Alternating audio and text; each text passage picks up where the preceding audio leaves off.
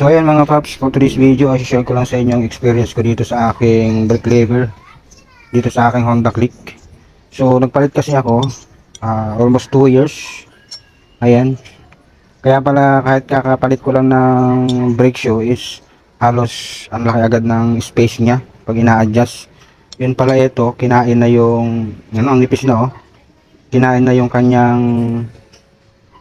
bakal sa bakal. Yung pinaka-cord na ito, ayan oh. Kinain na din yung cable ng brake natin, kaya sumasagad kasi may uka na siya dito. Ayan o, yung kanyang tornilyo. Itong kabila okay pa naman, kaso bumaluktot na to dahil tinuwid ko na lang yan dahil na bumagsak tong motor na to, bumaba siya, kaya tinuwid ko na lang yan ng konti. Ayan o, ayan, okay pa naman to kaso mababa na rin. Yun lang mga paps, baka nagkakaganito na rin yung ano nyo, brake lever. Check nyo na rin, ito pinalitan ko na siya oh. Malakas din kumain ng bakal no.